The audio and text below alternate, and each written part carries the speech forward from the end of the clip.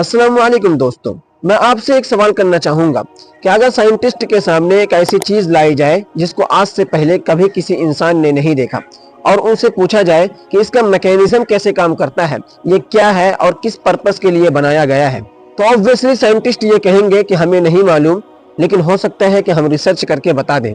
लेकिन दोस्तों, क्या कोई ऐसा शख्स हो सकता है कि जो बगैर रिसर्च के भी ये बता दे कि उसका मैकेनिज्म कैसे काम करता है, वो क्या है और किस पर्पस के लिए बनाया गया है? गेस करें दोस्तों, वो कौन हो सकता है?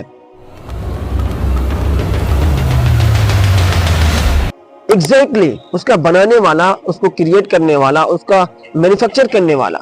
इस जवाब को याद रखिएगा दोस्तों, क्योंकि यह आगे वीडियो में काम आएगा।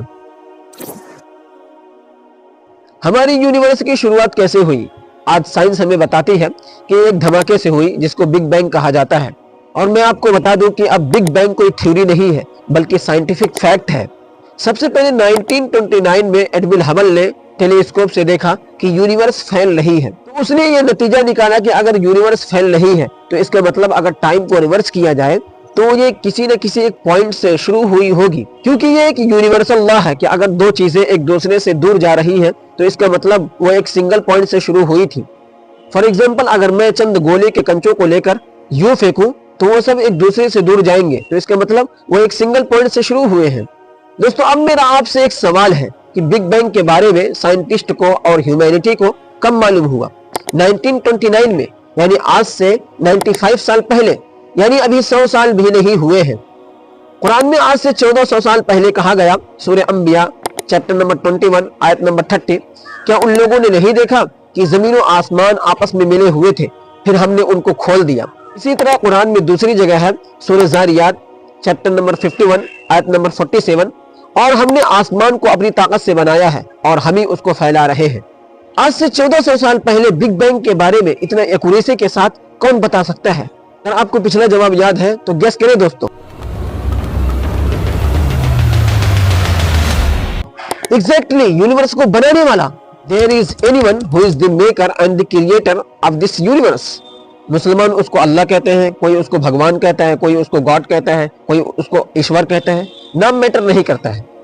सो दोस्तों, जब इस यूनिवर्स का एक बनाने वाला है तो वही एग्जैक्टली बता सकता है कि इस यूनिवर्स को और इसमें मौजूद चीजों को किस पर्पस के लिए बनाया गया है।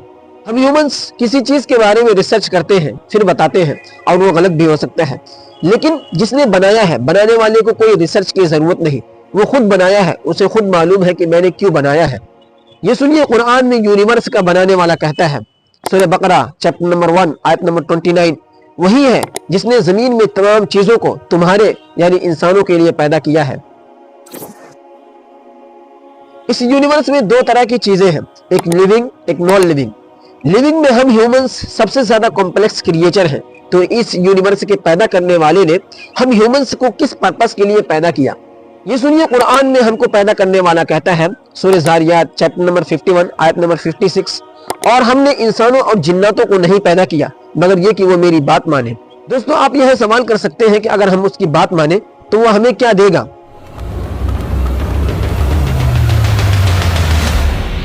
हमेशा के लिए जन्नत, इटर्नल लाइफ, जहाँ इटर्नल जिंदगी होगी, कभी मौत नहीं होगा, इटर्नल जवानी होगी, कभी बुढ़ापा नहीं होगा, इटर्नल तंदुरुस्ती होगी, कभी बीमारी नहीं होगी, और इटर्नल खुशी होगी, कभी गम नहीं होगा।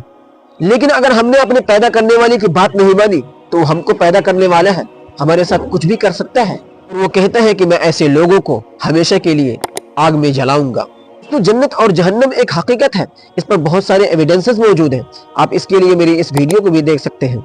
मुफ्ती यासिन नदीम अल-वाजिदी या डॉक्टर जाकिर नाइक को सुन सकते हैं।